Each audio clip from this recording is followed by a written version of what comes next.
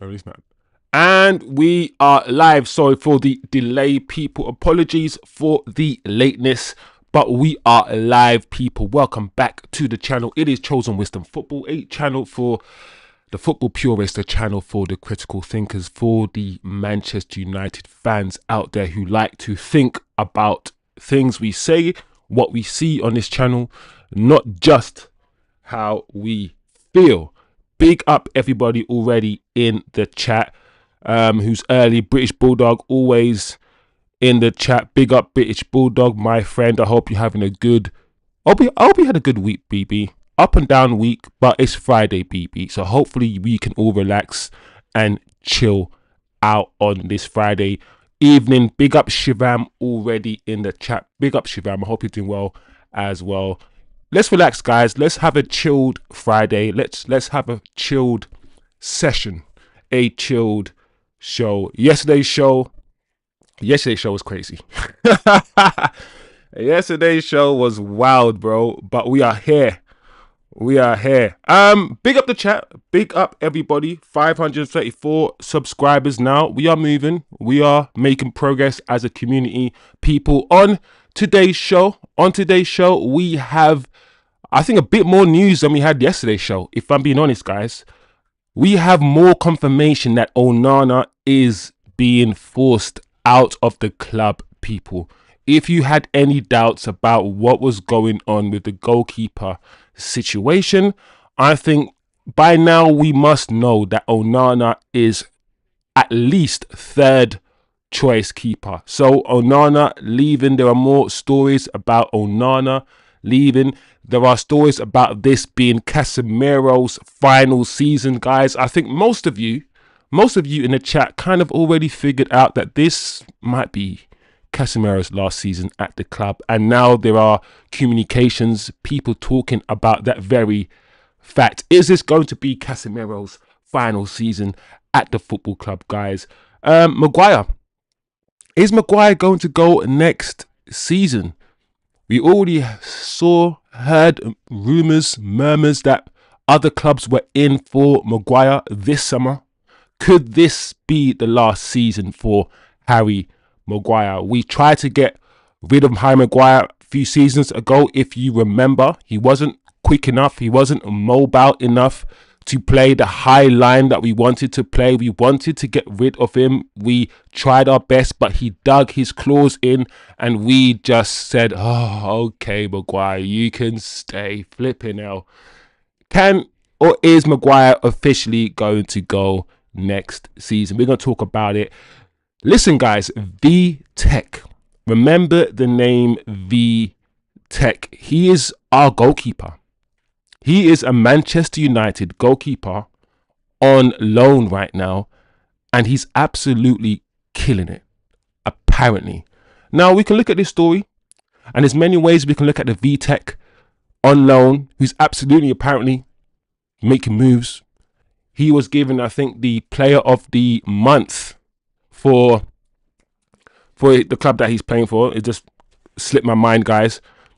Is Vitek one of the reasons why we are chilled on the goalkeeper front? How much faith does this club have? How much faith does this club have in Vitek? Player of the month, apparently, at Bristol City. Everyone's talking about this goalkeeper and how good he is. He is our goalkeeper, guys. Manchester United's goalkeeper, Vitek. So we can talk about Vitek if you want. Apparently, also, AC Milan were in for De Ligt this summer. Manchester United didn't outrightly block the deal. We actually, if you believe the stories, listened. We listened to an offer for De Ligt. De Ligt, a player we just bought a year ago. That's a story, guys. That's a story. Another story that is surfacing, people, if you want to talk about it, is Lavia. There are now rumours and murmurs that Manchester United could go back into the transfer market in January and test Chelsea's resolve about or regarding Lavia. What are your impressions of Lavia? Do you believe the story? We'll get into the story. Do you believe it? How much do you rate Lavia? Is he an alternative to Baleba? What kind of profile is he? As usual, you guys are smart. I know my chat, and you guys will tell me some stuff. Also, Semenyo. Where Man United in for Semenyo? Apparently, once again, there are details resurfacing today about Man United's approach for Semenyo, who of course is a Bournemouth player. Would you guys like Semenyo?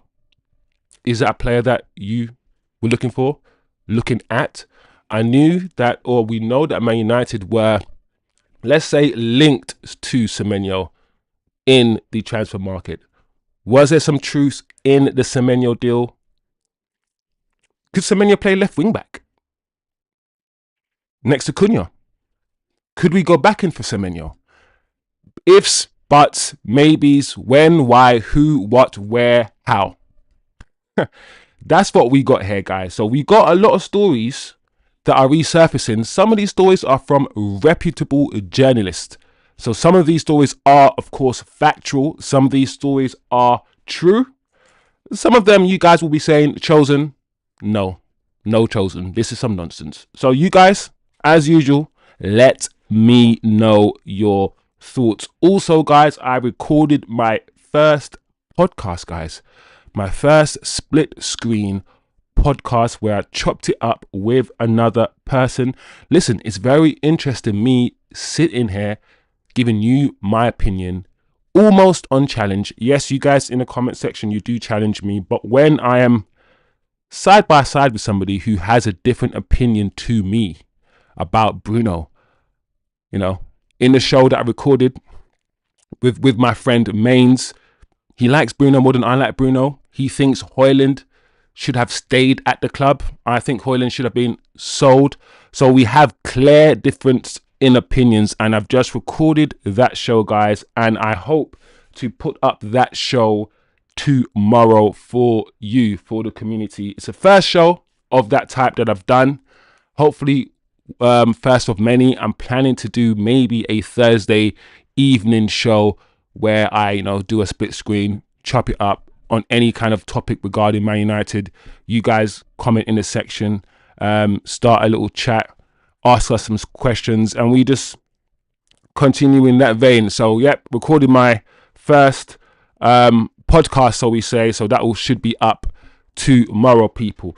So look out for that, guys. The channel's making moves, man. We're doing things, man. We're doing more things. So fingers crossed, guys. We continue to make moves. Big up the chat. Let me just check in with the chat before we start the news. I'm going to whiz through the news today, guys. So I'm just going to go and bang it out for you guys. So big up BB. Shivam in the chat. I've shown my respect for Shivam and BB already. Jerry's in there. Jerry's in the chat as well. TK. Big up TK. Big up Jerry. Jerry says ONANA to Saudi.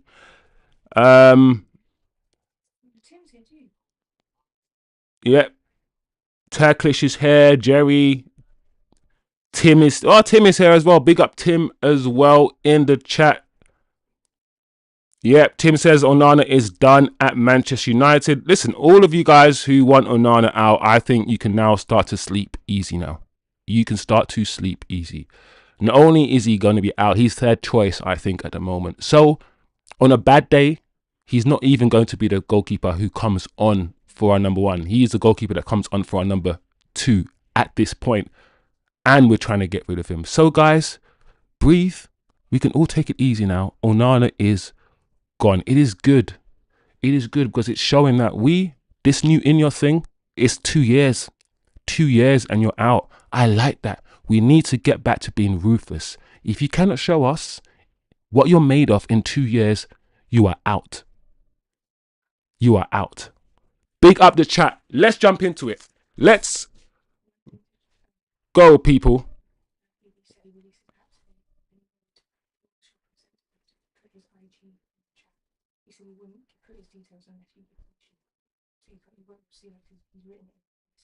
Okay, let me quickly. All right. That's fine, British Bulldog. That's fine. Slap your Instagram. I know you said you've been working on that app. We're a small community here, bro. and I appreciate you. So yeah, I'm fine. You can slap your IG in the chat. British Bulldog is working on an app. Listen, if you're working on an app, big up to you, bro. Big up to you, because I don't know nothing about no app. And it's gonna be in the Play Store. All right.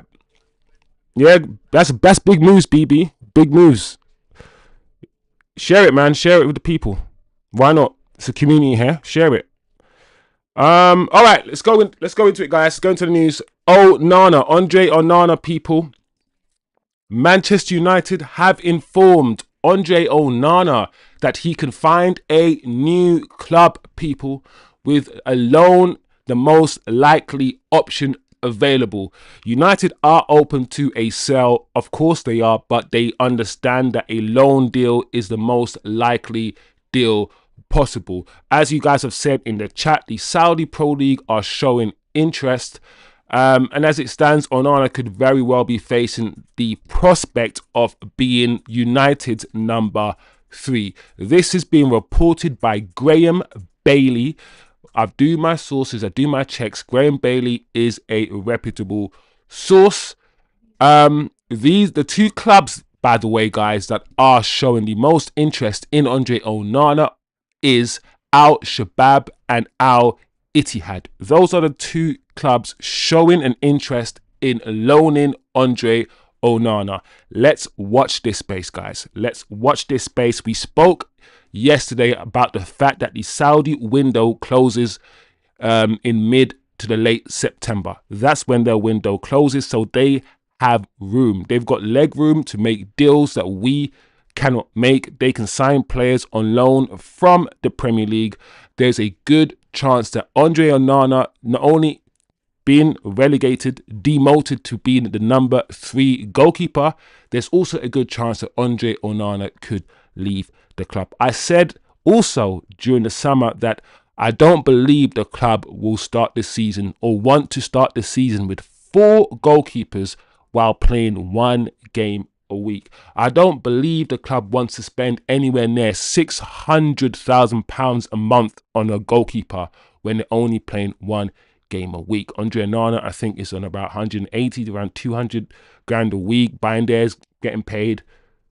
Heaton's getting paid. And of course, our new goalkeeper is getting paid. There's a lot of money, guys, that the club is spending for 3 goalkeepers to really sit around and do nothing. So expect, and I've said it before, maybe before certain windows close, Manchester United really start to push to get at least one of these goalkeepers out the club, people. So that is Andre Onana. I will continue monitoring the situation. We will continue to do so. It is good that Andre Onana is leaving. I think there's not a lot of discussion that really needs to take place about how good Andre Onana is or whether he should leave. I think we can all agree that he's not good enough, and we should all agree, and we've all agreed that he needs to leave. So I'm not quite sure there's any debate to be had around that one, to be fair. Regarding Casemiro news, guys, regarding the Casemiro situation, once again, I feel like a lot of us feel, without knowing, we kind of feel that this is going to be Casemiro's last year. His contract runs up at the end of next year as well. So we're not going to renew his contract or give him an extra year. So you can say that this is not really news. Is it news that Casemiro will leave at the end of the year when his contract, I believe, runs out? Not really news, but it's going to be something that people will start confirming. Fabrizio Romano has now come out and said that this season could be Casemiro's final season in European high level. So he's not just indicating that he will leave Man United. He's kind of indicating he might leave Manchester United and go to a Saudi league or something along those lines. So nothing decided or guaranteed, as this tweet says. His full focus is on Manchester United. Casemiro is a professional. He's always been a professional. Even when the club wanted to scapegoat him, leave him alone in the midfield by himself and scapegoat him and say that he is a problem, stayed professional. For me, still the best midfielder we have, the most rounded midfielder that we have at the club. He just doesn't have the legs. The legs, guys. In a three-man midfield, in a different system, Casemiro will be absolutely fine in this system that we play. And this is, of course, just my humble opinion. We expose him. The Premier League exposes his legs. It really does. But he can play. He can continue to play. He's intelligent. He knows how to play football. He knows that position. So, this is the last season, apparently, for Casemiro. I believe it is. I believe it. Without Fabrizio Romano or any journalist coming out to say this to me, I don't really need them to do that. I actually believe that this is Casemiro's last season. Anyway, guys, he's had good moments for us. Really good moments. He has come out, scored some important headers, won us FA Cup finals, won us important matches. He came up clutch. He comes up clutch in very important moments for us. And I think we should never forget how vital he has been in securing certain victories and securing certain trophies for us over the last 3 years. Yes, when the system changed, he was slightly exposed. But if we just use a bit of critical thinking, we can't just blame him. We can't just blame him. So that's the Casemiro news. Let me know what you think, if you think anything about this news, if it's worthwhile you commenting, you having a conversation about this. I do not know, guys. Just let me know if you are thinking anything differently to what I'm thinking.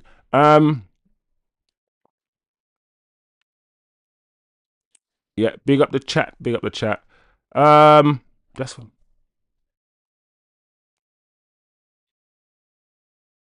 Will ONANA become the first player to go on loan to Saudi and return back? He's a disgrace to the goalkeeper fraternity. To Shivam, all I can say about Andre Onana is, was he this bad before he came to Man United?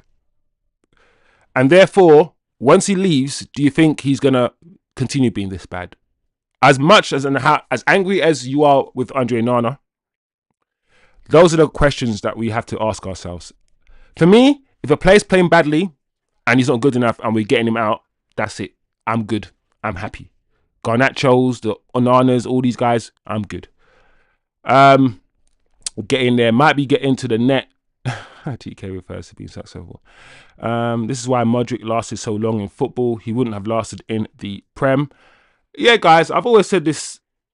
I know with Europe, with Britain, we'll always market everything in this country as being the best because that's just the history of this country. I mean, this country is called Great Britain. They put the word great in front of the name for a reason. So the Premier League being the best league in the world, I understand why we say this. I really do. But never, ever, ever, ever, ever forget that there are more leagues outside of England. Never forget that. Never forget that just because you don't have the pace and the power to make it in a pace and power league, it doesn't mean you don't have the technical ability to make it in a more technical league like the Spanish league or a league that relies less on pace and power. Never forget that pace and power aren't the only attributes that a footballer needs, and you can play football without those attributes. You can go to a different league and play some tiki-taka football where you keep possession of the ball and you don't need to just be barging people and power, pace and power. There's many different ways to play football. So just don't forget that, guys. Don't forget that. Anyway, move on. Let's move on, guys, to Harry Maguire. Harry Maguire. Harry Maguire has staying power, doesn't he? There was once when we thought his career at Man United was over. He managed to turn it around. He dug his heels in. He said, I'm not leaving. I'm not leaving. And we were all screaming, saying, Harry, please. I remember the Tottenham game where, was it Bergwijn? Bergwijn who spun him. Spun him, left him on the floor. He just kept getting exposed on the halfway line. When we played 4 at the back, he was not good. However, when we transferred to playing 3, and we know Maguire, he likes that 3 at the back because 3 at the back gives him that security. Having Lenny Euro and certain players with pace beside him gives him that security. We all know Maguire's favourite formation is 3 at the back. It gives him cover. It gives him the cover. And since we played three at the back, he's looked okay. He's looked okay. He's still immobile. He's still slow.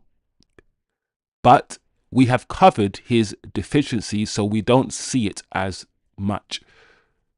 The club still are considering, not considering, but I believe the club are looking for more dynamic centre backs. I did say to you guys that we haven't spoken about the defence at all because we last summer spent a lot of money on the defence. In January, we bought Heaven, we bought we bought Ugarte last summer as a DM. We bought Heaven in January. We bought Dorgu in January. We have addressed the defence last summer, the attack this summer, and then we will address the midfield in January and next summer. That's what's happened.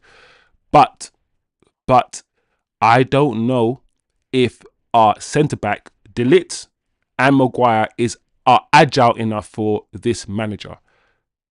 I think in an ideal world, the Lenny Euro profile of defender is what we want as our centre-back.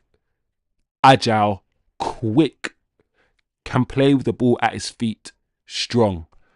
De Ligt isn't so quick, guys, and De Ligt isn't so agile. Neither is Maguire. Maguire is less agile than De Ligt. I think that could be a position we upgrade in quicker or sooner than people actually think, guys. Let me see what the chat is saying quickly. CAS and Bruno will be the last season with us, says British Bulldog. Yep. This is why Modric lasted. Yeah, I read that. Lasted so long in football. He wouldn't have lasted in the Prem. I truly believe that, TK. I truly believe that playing in different leagues where you're not being kicked around, where you're just relying on your technical ability, it prolongs your career. 100%, bro. And I've also said that some of the best footballers that we've seen, I think if they played in the Prem, they wouldn't have had the careers that they had. You got to play a different type of football in the Prem. And I also say, guys, as much as we think the Premier League is the best league in the world, I'm not quite sure it translates to international football. Now it does. England are doing well. England are reaching semi-finals. But it's because the football's changed. It's because the foreign coaches, the Peps, the Slots, the Klopps, the Wengers, these guys are all coming with their football. Don't forget what the Premier League was like 20 years ago. Get the ball to Beckham, cross it in a box, Shearer, header. It wasn't tactical. It wasn't techie at all. Now, if you watch the Premier League and then you watch Spain, the football is almost similar. We've become a lot more technical in this league thanks to the foreign managers who've come in and made it so. So, I hear you guys.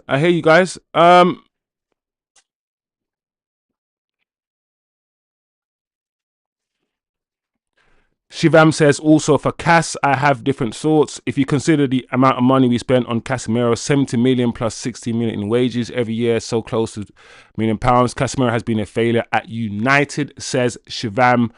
Shivam, I'm going to 100% disagree with Casemiro being a failure at United. What would be success? Because he can't win the Champions League and the Premier League at Man United by himself, right? So everybody who's come to United has been a failure then. I mean, I need more context why he's been an abject failure, considering he's won 2 trophies. And he's been responsible for winning these 2 trophies. Not single-handedly, nobody is.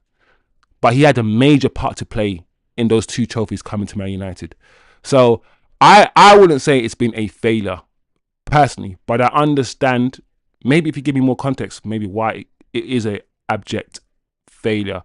TK says, HMS Maguire is immovable, figuratively and physically speaking. I hear that, TK. I agree with that. Turk is both the name. Oh, that's the Instagram stuff for British Bulldog. Make sure you support British Bulldog on EIG, guys. Peps, Slots, Klops. Pep, Slots, Klops, Bops, Frops, Schlops. Yeah, man. Listen. the Premier League has changed so much, and that's another reason why I think England are now starting to look decent on the international stage. And I always say, listen, sometimes the pace and the power of the Premier League doesn't translate well to international football where you're playing against technical ballers. It doesn't always. I think Casemiro has been fine, but he should be back up now. Yeah, I mean, Casemiro at this stage, like I said, is still the best midfielder that we have, but he doesn't have the legs. When you think about it, I just feel like he doesn't have the legs. He should be back up, and we should be phasing him out. I think Casemiro having a last season and then going at the end of the season is fine. Fine with me. Goes at the end of the season with Bruno. We get in, because don't forget, guys, the midfield is next up.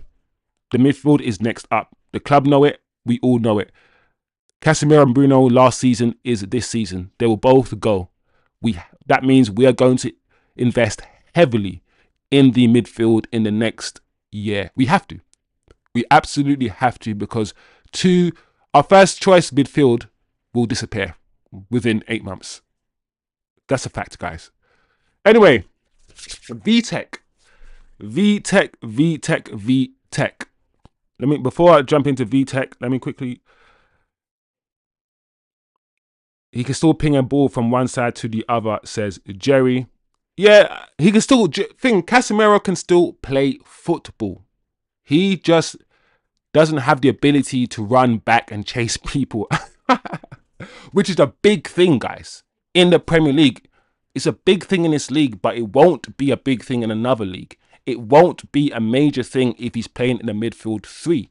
Casemiro doesn't pick the ball up from the defense. Toni Kroos does that. Modric does that. He's never done that role. Casemiro for Madrid in that three is the shuttle. Is the guy, he just runs around, gets the ball back, gives it to the better players. He's a shuttle runner. That should be his role in this team. Unfortunately, we're trying to use him as some deep line single man DM to manage the whole midfield on him by himself. We, as a football club, routinely buy players that we know are good at X or Y, bring them into this club and want them to do A and B. We do it all the time. Change the position. I want you to do this. No. That's not what you saw them do at their club before. You know what they're good at. Stop trying to make them do something that you know they're not good at and try to make them into some sort of scapegoat. I'm done with Man United doing this. 2 players. Anyway, Vitek, V Tizzle. Man like V Tizzle. This guy is making moves. I haven't seen much about this guy, so I'm not going to lie to the chat right now. But you know me, when I get my sources, I look at Reddit. I look at all of these things. I listen to people who watch this man week in and week out. Those are the people I listen to. Vitek, our goalkeeper, who is on loan to Bristol City or at Bristol City, has won the Player of the Month award for August after an impressive start on loan. It goes on to say the level he's showing as a 21-year-old playing in the Championship are seriously impressive. Okay, I'm listening. Go on. Already demonstrating many of the top traits you'd look for in a top modern keeper. Box dominance, shot stopping, distribution. Okay, cool. That's fine. Really encouraging signs. Looking forward to seeing how he progresses as the season goes on. Great news, guys. I know some of you guys will be like, I don't care. But the club has good feelings about this goalkeeper. They are quietly optimistic about what this goalkeeper could be, what he could become in the future. Once again, I know some of you want a goalkeeper for now. He's not for now. But how people are starting to talk about him in the Championship, the reputation he's now slowly starting to create. Let's keep an eye. Yes, we have just bought Lemons. Yes, great. But, all right, Tim. Tim, is this true? What have you seen of Vitek, Tim, or if you've seen him? Oh, he doesn't watch Bristol. Okay, fair enough. Fair enough, Tim. Fair enough. I was going to ask you um, to comment on this, Tim, but fair enough. Oh, Casemiro, Shivam's answering my question about Casemiro. He's costly. He's aging. He's injury prone. He's slow for the EPL pace. Exposed without Madrid's support. He's poor long-term fit. Wages drained squad planning. Rapid decline, no resale value. Blocks youth growth. If that isn't comprehensive list, if that isn't a comprehensive list of why he thinks the Casemiro signing has been a failure, then I don't know. I understand what Shivam is saying. He's saying the signing, based on all these things, hasn't been a success, which I can understand. Shivam, I kind of understand what you're saying. I guess, come see, come saw. I get it. I get it, Shivam. Um,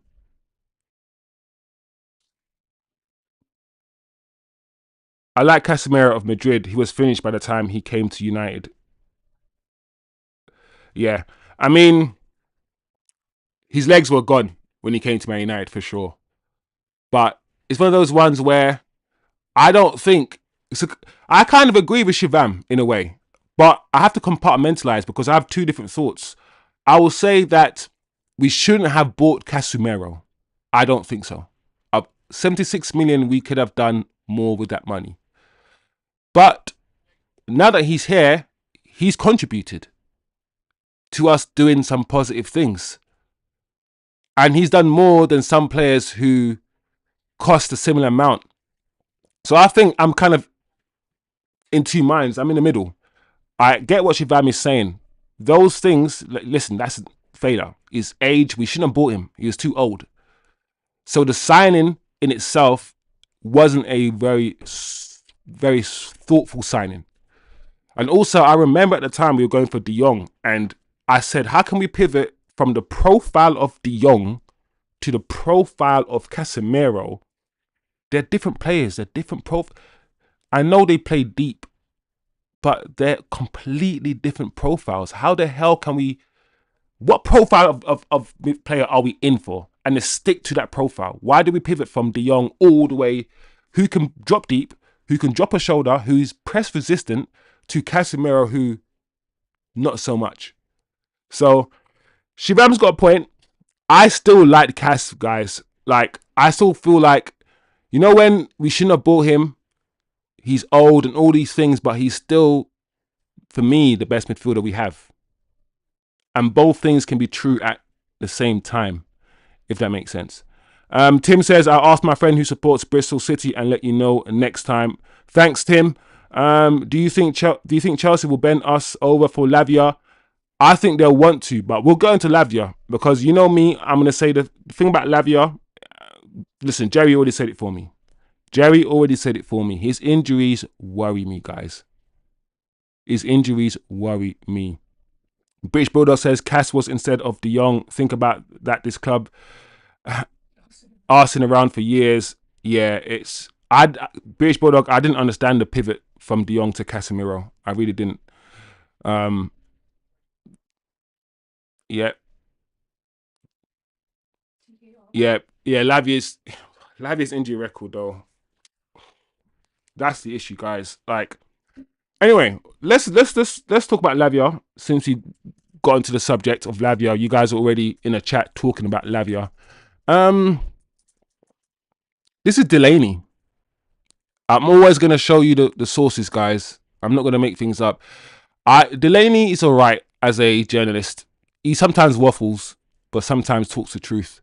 So Man United, according to Delaney, are considering making a January move for Lavia from Chelsea after failing with an ambitious approach to sign Carlos Baleba this summer. Ambitious. Sean Connery. Yes, I'm Bond. James Bond. Sean Connery. It's Friday, guys. Leave me alone. I can act a fool. I'm allowed to. So This is my thing. You guys are already saying it in the chat. You guys are already saying it in the chat. I remember, yeah, Lavia. Lavia is actually a baller. Let's just cut the crap first of all, yeah. Lavia is a baller. If you actually ask me who's better, Lavia or Beleba, and if some of you guys said Lavia, I don't think I would argue. I kind of still prefer Beleba, but I remember Lavia, bro. Lavia was balling, bro, before Chelsea got him. He's actually very, very talented. The only issue, as you guys have already said in the chat, his injury record. For me, so I've asked AI, artificial intelligence, to tell me some shit. Give me some info about his injury record. So here's a breakdown of his injury record, people. 2023, 2024, lack of match fitness after his transfer from Southampton. Lavia arrived at Chelsea needing to build up his fitness. He missed over a month with conditioning issues. Cool. Then an ankle and muscle injury. Just as he was nearing his debut, Lavia suffered a separate muscle injury and then an ankle problem that delayed him for several weeks. And then, after making the Chelsea debut in December, finally making his Chelsea debut in December 2023, he suffered a thigh injury during that match, and then a hamstring issue. Wow, this guy. And then a hamstring issue afterwards, which ruled him out for the rest of the season. His season was done. Played about 2 or 3 matches. Missed 28 games, guys. 8 games. Now, 2024 to 2025 season. Pre-season. Hamstring injury in pre-season. His first start for Chelsea in pre-season, opening match against Man City, ended with an injury. Another hamstring injury. So another month out at the beginning of last season, guys. This is crazy. This is crazy. And then thigh and muscle problems after returning to the squad after that, after the injury. Another succession of muscular problems kept him from gaining consistent match fitness. Throughout the whole season, he's basically recurring injury. Currently, guys, he's recovering from another unspecified muscle problem sustained during the pre-season. So every single pre-season, he's getting injured and he's nowhere to be seen for the rest of the season, basically. What is happening, people? What's going on? So, to summarize, in total, people, just to give you context about Lavia, so you know this stuff, Lavia has missed over 50 games for Chelsea due to injury since his arrival. 50 games in 2 seasons, guys, because of injury. So, going back to my original question now. Now that I've given you this context, are you going in for Lavia, people?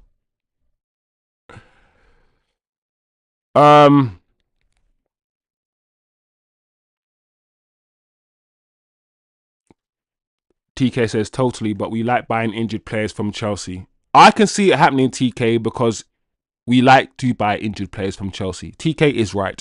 When we saw how injury prone Mount was, we went, How long has Mount been injured last season? Almost the whole of the season? Come on in, Mount. Come on in. So based on that, we could go for Lavia. However, this is a new regime. Ineos, Wilcox, all these guys. As a footballer, excellent. But his injury record for me is just insane. If I can be persuaded that his injuries are down to the fact that he's young and he's growing and he's going through some sort of injury phase. Don't forget, guys, there's some players who go through like a crazy phase of injuries and afterwards they come out of that phase and they're all right.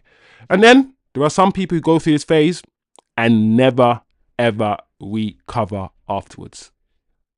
I don't know which one of these categories Lavia falls into, but his injuries absolutely scare me, guys. So that's all I've got to say, really. United are looking, apparently, considering. I would say be careful, Man United. Just be careful. Because we've seen this before and we played this game before. British Bulldog said that was like Bond himself on the screen. British Bulldog said it was like Bond himself on the screen. Turkish said, not gonna lie, Lavia sounds like he's got an underlying health condition, like an autoimmune or connective. I always think that. I always think, when it comes to these medicals, yeah, it's always like 5 years later we realize that this player had this issue, and that's the reason why he was always injured. Or this player, some of these medicals, these guys need to spot some deeper. We need to have deeper medicals, bro. Deeper medicals. TK says no to Lavia. United need to stop buying from Chelsea. Amen. Praise the Lord. Hallelujah.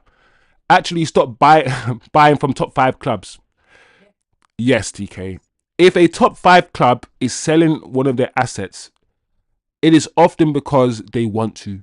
It is often because they don't think they're good enough. Never forget that. Never forget that. There are reasons why those players are up for sale. There you go. Do what we did this summer. Let lower teams feed us. I like that, TK. I like that. British Builder says, I'm with TK. Yeah, bro, listen. I think we all like the player. Like I said, there's an argument to be had over who's better, him or Baleba. But, as I've explained, we have to be smart. And I don't think, man, I need to be convinced, guys, by a doctor, by someone serious, that his injuries can be cleared up. I need to be convinced. And if I'm convinced by somebody who knows more than me about stuff like this, then I'm all good. What's happening here?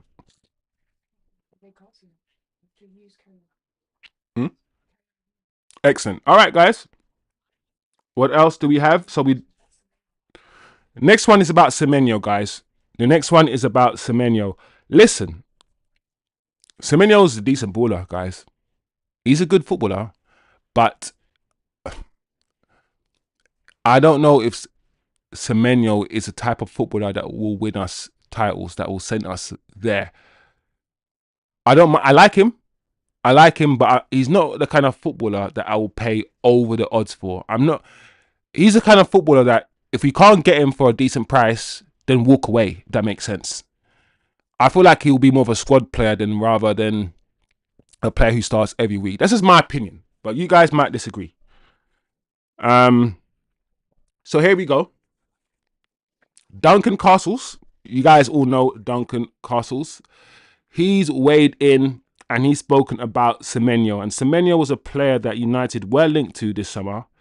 I believe that we had a conversation with Semenyo. I believe that we probably inquired about him, but I don't believe we ever put in a bid, because if we did, it would be all over the news, people. All over the news. But Duncan Castles has weighed in with regards to the Semenyo situation. So he said that we contacted Bournemouth in March.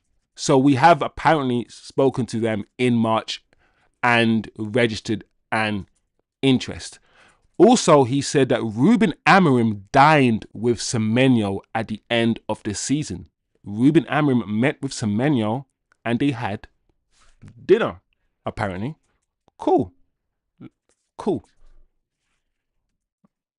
I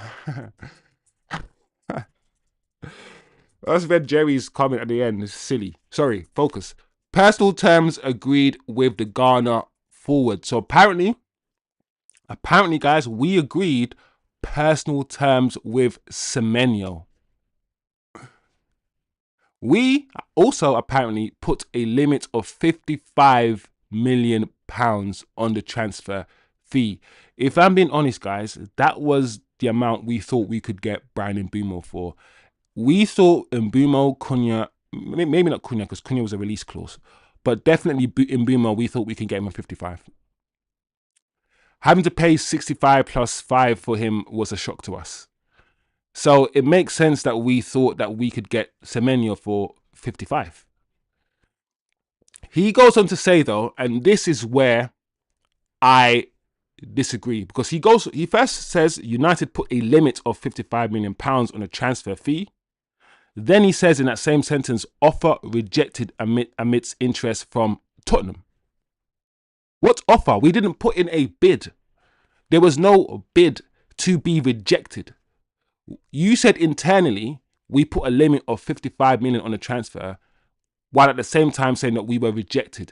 Guys, United didn't bid for this guy and we weren't rejected. That is where I'm like, this is smelly. Anyway, Semenyo then signed an improved 5-year contract at Bournemouth after learning that Matheus Cunha and Bryan Mbeumo offered significantly more than him. So if you're going to believe this, right, this is saying, Duncan Castles is saying that we bidded. He didn't actually say we bidded. He said the offer was rejected. There was no offer. So I don't believe that. Secondly, he's trying to convince us, that Semenyo learnt about Cunha and Bryan Mbeumo's offer, which he wouldn't have known. Nobody knows what's in their contract and how much they're getting paid. He doesn't know what's in Cunha's contract and how much he's getting paid. And neither does he know about Bryan Mbeumo. We only found out how much these guys were getting paid once they signed their contract and they were essentially Man United players. So at that time, he wouldn't have even known that stuff. This doesn't really make too much sense, is what I'm saying. And are you telling me that this Bournemouth player said no to Manchester United because he wasn't getting paid as much as Cunha and Mbeumo? What? Guys, no. So I'm going to poo-poo at least half of this story. I believe that Semenyo was on our list. And if you're on our list, we're going to speak to you. I believe there was a conversation. I believe that we had around £55 million in mind if we wanted to pull the trigger. I do not believe that an offer was rejected because there wasn't an offer. And I do not believe that this player said, I'm not going to go to Manchester United because even though I'm getting paid a lot more than I'm getting paid now, it's still not as much as Bryan Mbeumo and Cunha, so I'm not going. No. That is what I call on this channel, bullock-a-doo-doo. A sweet mixture of bullshit and doo-doo. A heavenly mixture of the two. You guys want to know about Mason Mount's injury?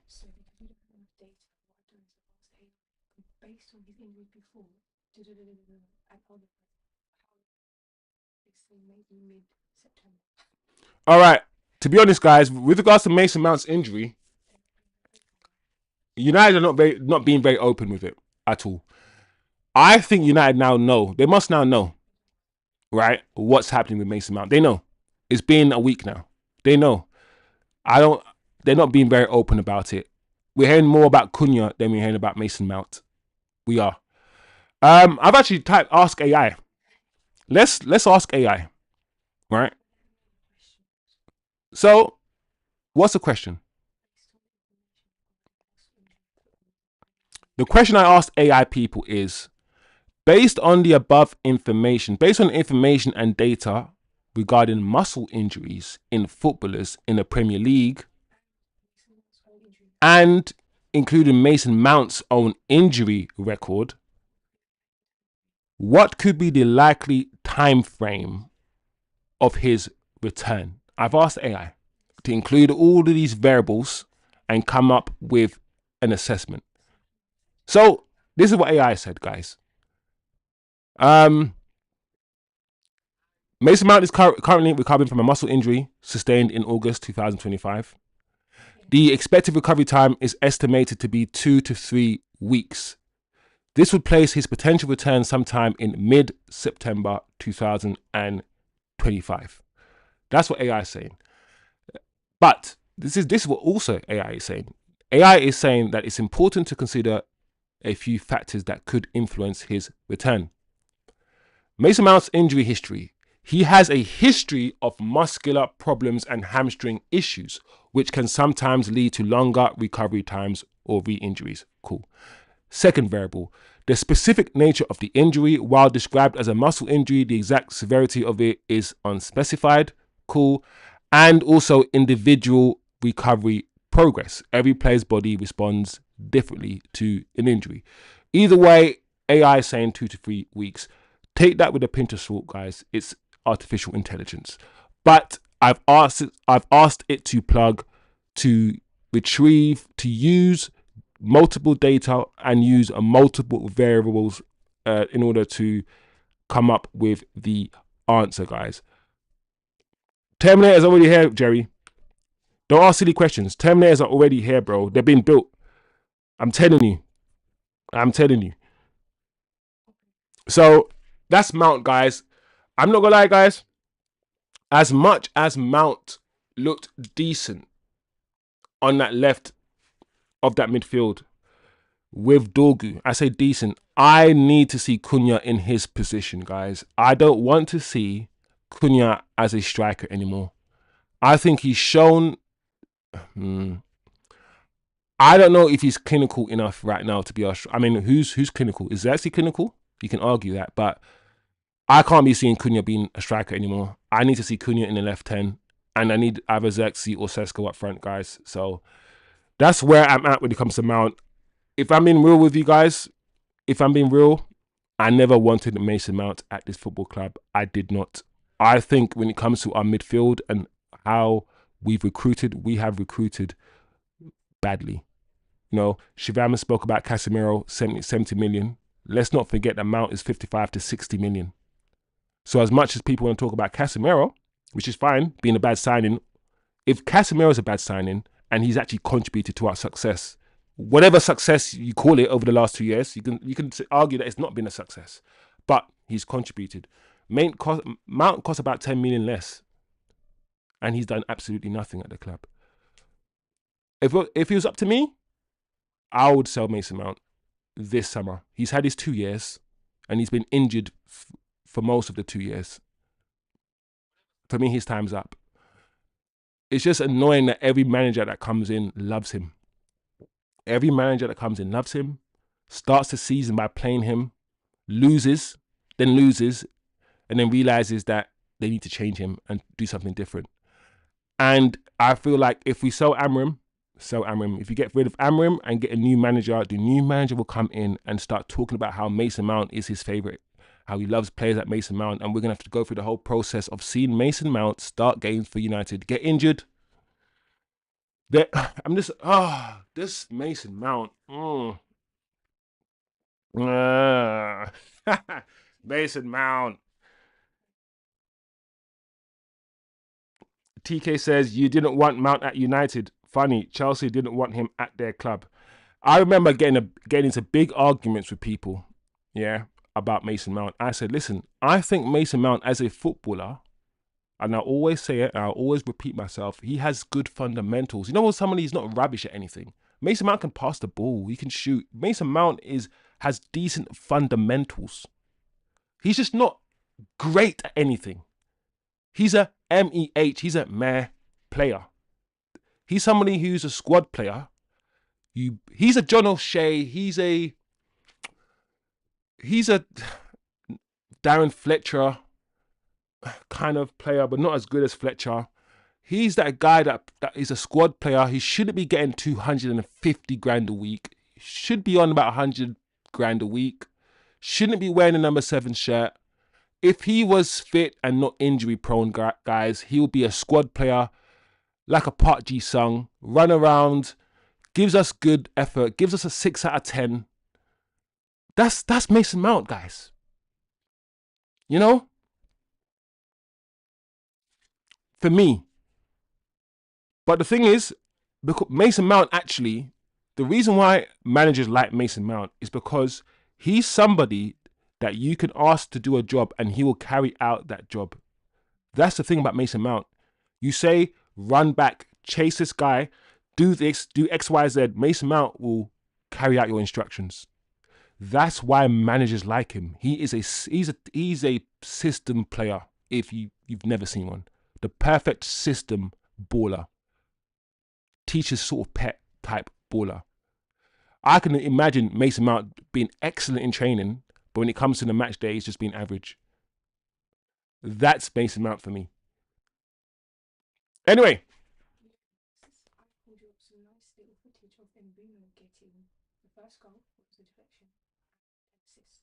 Oh, I don't know what this is, guys, but apparently the tech person, my Dave, has pulled up this video, and apparently it's Bryan Mbeumo for Cameroon. When was this match? Today? This is yesterday's match. Cameroon against... Is it Swaziland? Is that Swaziland? I think it's Cameroon against Swaziland, guys. Wow. Okay. Let's see the footage then, guys. Let's watch Bryan Mbeumo balling out. Let's see what he does.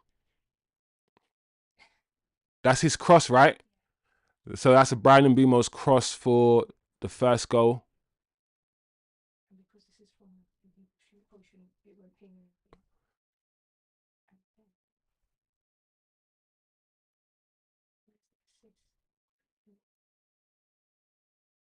Oh no, paywall. Paywall, people, paywall.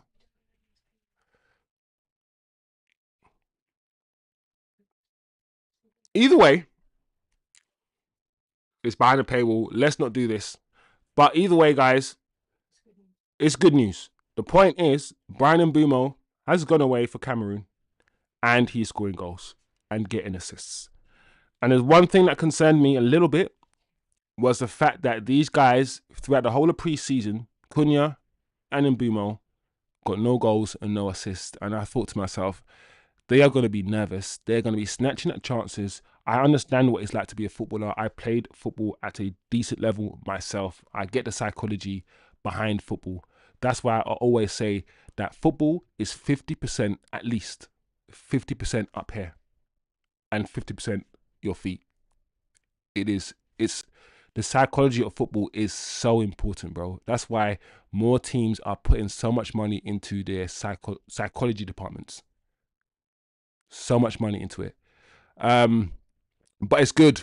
It's good to see Mbeumo go to international duty, banging goals, come back to Man United, banging goals. I've got no worries about Bryan Mbeumo at all, guys. Let's go back to the news, quickly round it up before we go.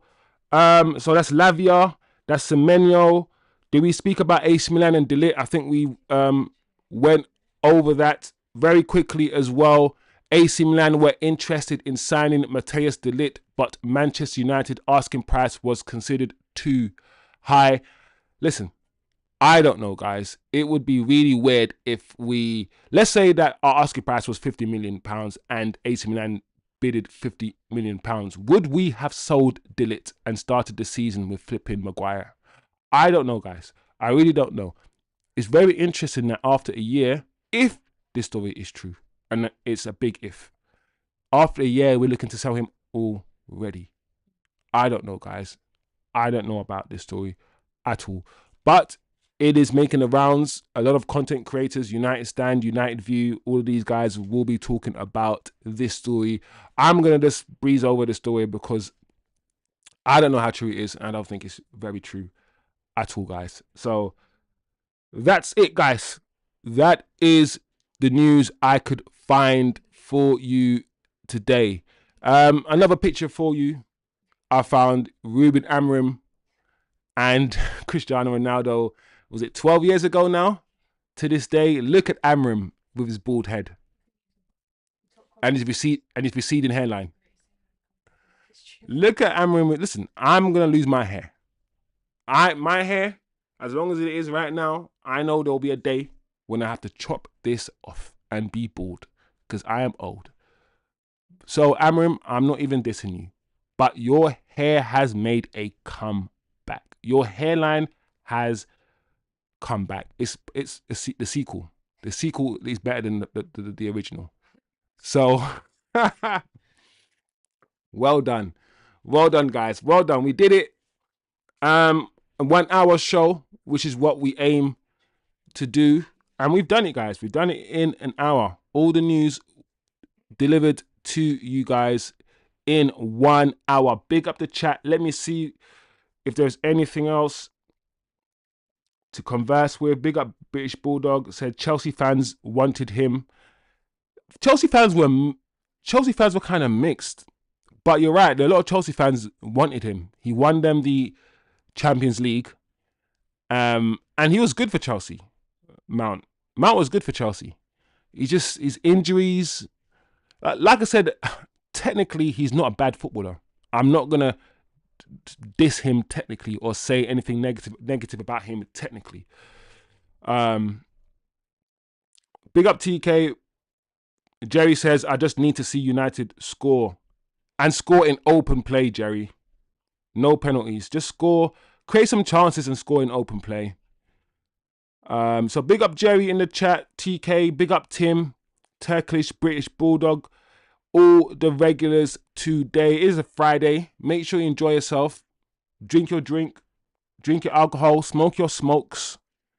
Do whatever extracurricular activities you want to do. Make sure you enjoy your Fridays, man. Because Man United, they can piss you off, make you angry, but don't allow them to. Don't allow them to. So big up the chat. Quickly recap. Anybody who's joining just now, who is new, like, share, and also subscribe. A quick recap about the news that we've spoken about. ONANA can leave. Man United are now open to a permanent move and a loan move. Of course, a loan move looks more likely, but they are open to offers for Andre Onana.